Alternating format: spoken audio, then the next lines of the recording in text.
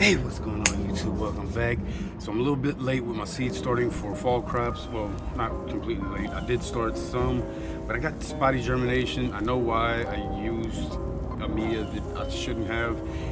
And I knew better, but it's what I had at the time. Also, I'm going to use a very similar media to start this batch. And I know I shouldn't, but that's just, there's something wrong up here. I'm not really sure what it is, but we're gonna do it anyway, just to see if it can be done.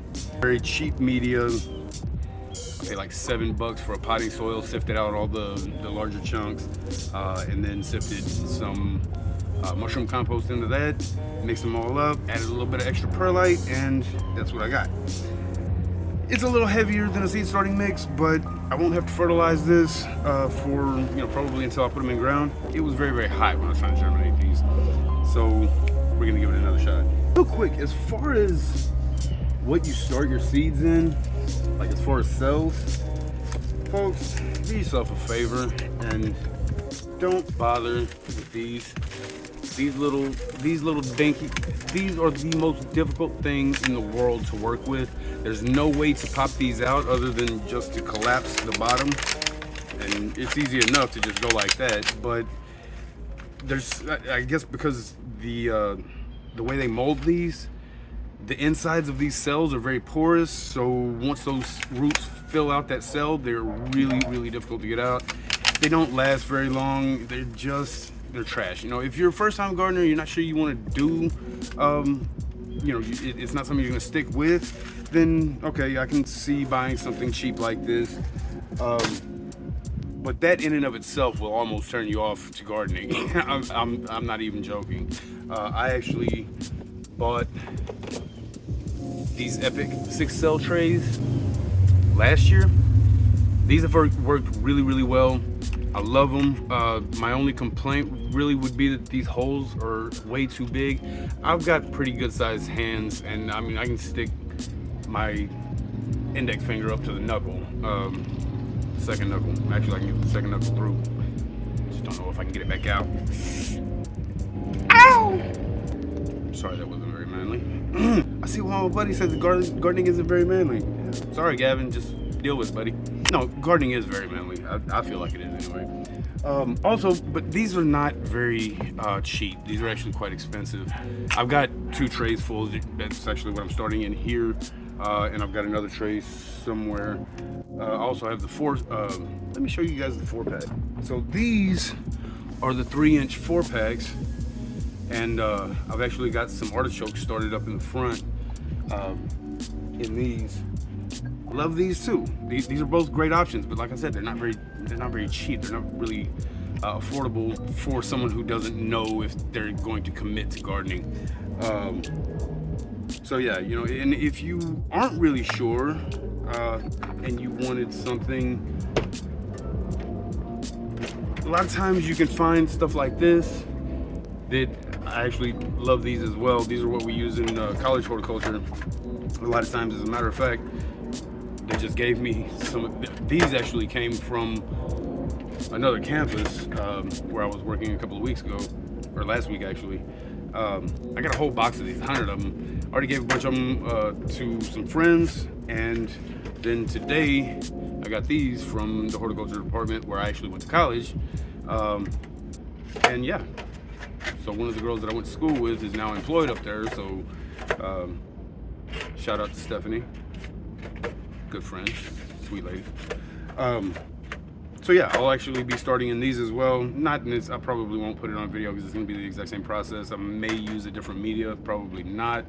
I'm gonna be doing spinach in these. I'm giving spinach their own cell. I've got, not their own cell, their own tray. Because I've got 1, 2, 3, 4, 5, 6 different varieties that I'm gonna be planting. And that's not even counting, which one is it that I don't have right now? Oh, Monstrovie Reflet, which is obviously a French variety. I'm surprised I actually pronounced it semi-decent. If I have any French viewers, how'd I do? Let me know. Let me know down in the comments. There's some non-French viewers that speak better French than I do, because that would be just about all of you.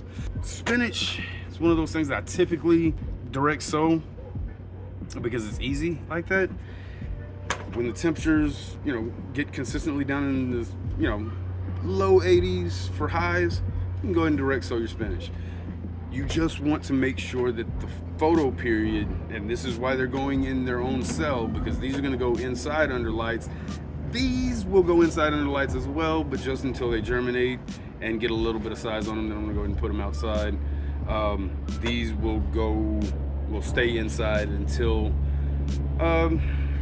probably about 3 to 4 weeks. I'm looking to keep these to where their photo period is right around maybe 10-11 hours of light, because as we think of spinach being something that's going to bolt in the heat. Yes, the heat does affect it some, but it is actually the photo period that has the biggest effect on bolting for spinach.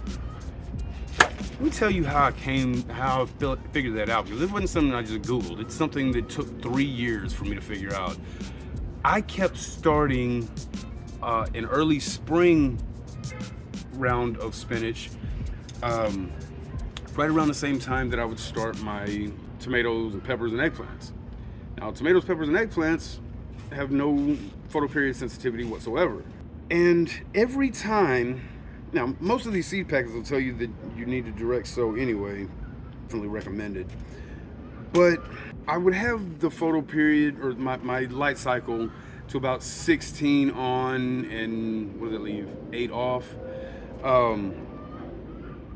And that is what was causing they would bolt as soon as I put them outside. It's just like they were trying to bolt inside, and I couldn't figure it out. And then one year they flowered, and I got to looking at the flower, and it looked very similar to another crop that some of us enjoy quite a bit, others not so much, if it's not your thing, but cannabis.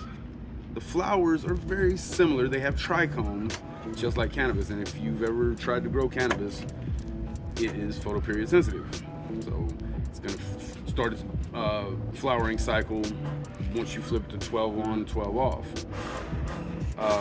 So that's when I figured that out. And my neighbor's fixing on something.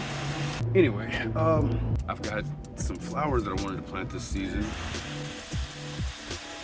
Okay, I've also got some flowers that I'll be planting. I won't do that on film. It's, well, maybe I will. I'll just talk about it a little bit now. I've got violas and pansies. So violas and pansies are actually related, and they're both very cold hardy.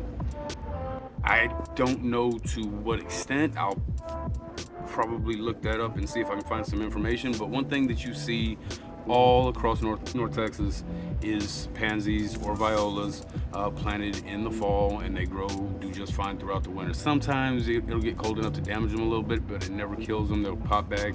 But yeah, I mean, I've got some really, really pretty ones here. I mean, look at these two. That is a lot of really nice color. I actually saw some pansies a while back. So we were in class one day, and we were talking about cold hardiness of pansies. And my horticulture instructor, he's just like, "Pansies are tough." And I just kind of looked, and I was like, "That's not something you hear all the time. You just don't hear that very often." He was talking about their cold hardiness, but when I was a kid, somebody called you a pansy. Them was fighting words. Lots of other seeds. These are all from a friend, good friend, very, very good friend, Angela. I mean, she basically brought all of her seeds over here and let me raid her stash. So if it wasn't for Angela, I wouldn't have much of a garden this season, because boy, oh boy, was I broke. We're gonna start right quick with this red rhubarb, Brussels sprout. It's actually a 90-day variety, as far as I can tell. It is a red, clearly. I've not had much luck with Brussels sprouts. I think this is actually an heirloom variety. They sell them at Baker Creek. I mean, I know Baker Creek has rare seeds, or they sell rare seeds, specialize in rare seeds. Probably an heirloom. I'm trying to get away from heirlooms at flowering brassicas. So broccoli, all of these broccolis that wait, no, I already got my, no, okay.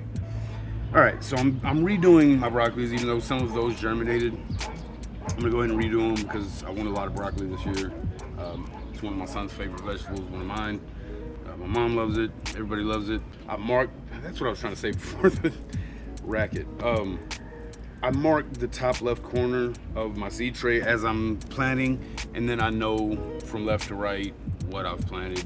It just makes things a little bit quicker. I don't have to sit there and write out a bunch of seed tags, but I actually had time today while my phone was charging.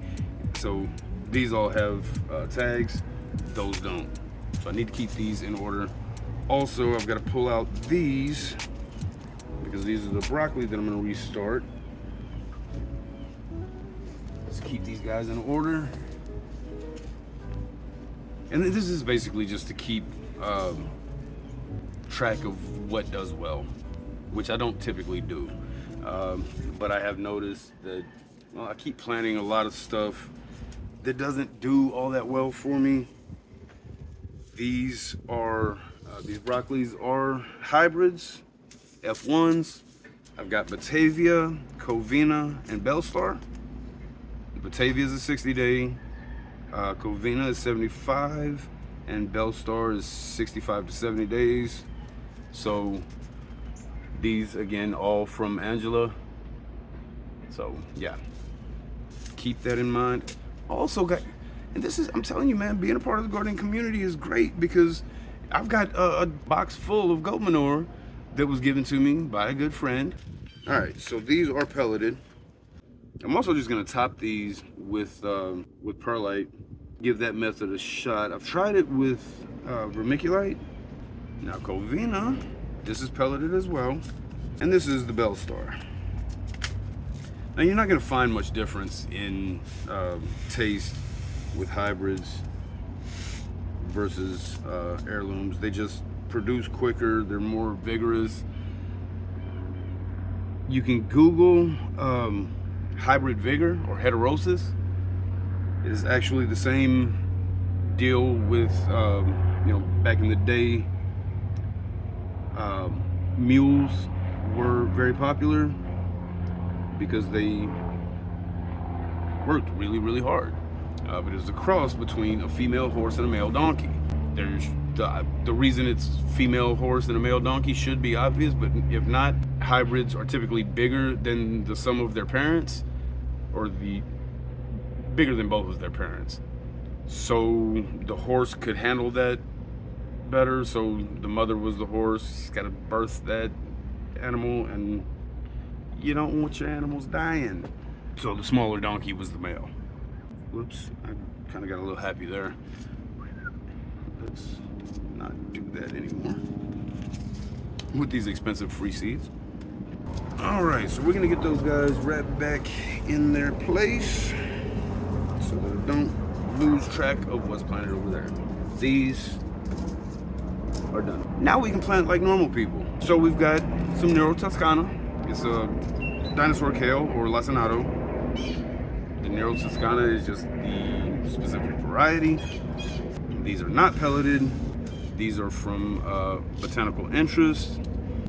Kevin over at Epic Gardening acquired about a year ago, but I've been growing Botanical Interest for many years. I can always find them locally at a nursery. You won't typically find them at, like a dollar store or anything like that. Typically. Not saying that you can't. These seeds are a little bit older, so I'm gonna go definitely with 2. I've actually got some Nero Toscana in the garden as we speak, growing beautifully. Once the grasshoppers, well, the birds had to move in and take care of the grasshoppers for me. But once the grasshoppers were off, I mean, they just took off. The kales are doing really, really well now.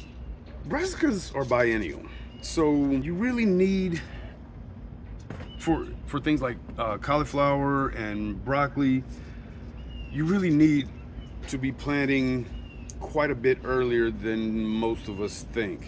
Unfortunately, a week ago I couldn't be planting these outside, but I could definitely have been planting them, growing them inside, getting them some size, and then putting them in ground now, which is, it was the goal, but finances just didn't really allow for that. Um, but these will grow fall, all winter, very slowly. And they'll start their flowering process. Same thing with broccoli and cauliflower. Cauliflower and broccoli are both seed heads or flower heads. That are immature, and that's what we eat. But you can also eat the leaves. Like I said, I'm growing kale as we speak, and it made it through 110 with no problem. Didn't bolt. So it's got to experience that cold. So this right here that I'm planting, provided, well, yeah, it's definitely going in. So it will experience a cold period and then bolt in the summer, or well, I guess spring. Y'all call it spring, we call it summer because it's just like automatically 80, 90 degrees. Like, as soon as the frost stops, and if it's frost, then we call that winter. Of course, we shouldn't. As gardeners, we should know better. I'll make some kale sauerkraut. Man, y'all are geniuses, guys. Appreciate it. All right, now we're gonna go with some Japanese red mustard. Japanese red mustard is difficult for me because it doesn't like the heat and it doesn't really like too much of the cold. So, I mean, it is frost hardy, but it can't take what we get down here most of the time, or at least in my experience. We do get down in the 20s and teens, and apparently single digits, negative single digits is a thing now in Texas. Who knew? I do love me some mustard greens. They're great in salads, fresh. I think what I want to do is let some of these save some seeds, and then see if I can actually make some mustard. I probably need to start a lot more than that, but I may do that with a different type of mustard, because I'm trying to come up with a spicy mustard. So we've got a little bit of rain in the last couple of days. Not enough to actually do anything, but enough to wake the mosquitoes up, and that is not fun. I'll tell you that right now. These mosquitoes have been dormant or asleep, something, and now they want to get out here chewing on us. Now I've even got my little tiki torch thing. Doesn't seem to be doing a whole lot.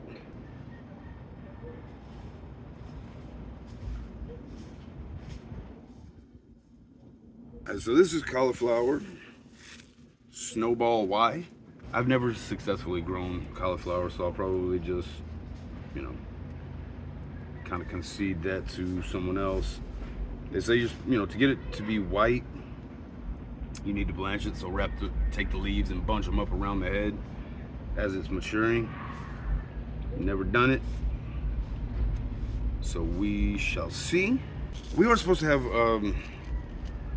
a pretty cold winter, I think, is the general consensus. Why does that keep going out? Bruh. What's the deal? Water in it? Alright, looks like it's just you and me. Riding into battle against these boys. Cabbage. I've grown some pretty nice cabbage over the years. I usually get a better start than this, but maybe we'll have a slightly warmer and wetter fall, hopefully. God, I'd give anything for a decent rain. I mean, we've got, very light showers. We're just kind of surviving. It's enough to knock some of the heat off. It's only 80 today. It's been in the 70s these past couple of days. Okay, some winter choy. This guy, I tried it last year with very limited success. Probably need to fertilize a little heavier. I'll go have to go get some. I've got some hen manure there, but I think I need a little bit of blood meal. It'll probably do me well with this stuff. I'm not even going to attempt to say that. Somebody's baby. I don't know. It's bok choy. Gonna try this one again. It's one that I tried last year. did not do well. And last but not least, Georgia Southern collards. Collards are definitely one of those that you need to have them in ground well before a frost. A good, I'd say a month, because I have had collards go in, and then 2 weeks later we get down to 22-ish, I think is what it was, and they bit the dust. Now that could be a lot of different environmental reasons. If the soil's dry, if the air is particularly dry, which it usually is when you have really cold temperatures, because any moisture is going to precipitate out as either snow or sleet or freezing rain or whatever. Keep in mind that protecting these guys from frost has a lot to do with keeping them well watered. Water also will help attract some heat or absorb some heat during the day and then release it at night. So, might take that plant from experiencing 6 hours of 22 degrees to where, the majority of that 6 was actually 28, 29. So that'll help you out. Now, I'm going to top with a little bit of perlite. Used perlite in this way just yet, and I probably need a finer perlite, but this is what I've got.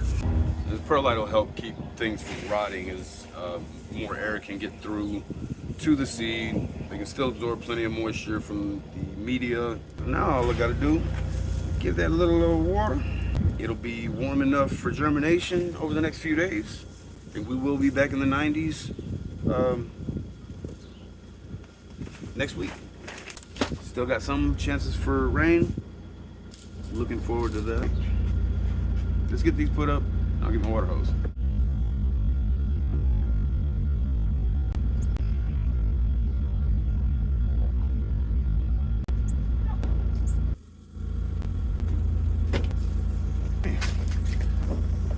So typically I'd use a water breaker, but I gave my buddy my water breaker.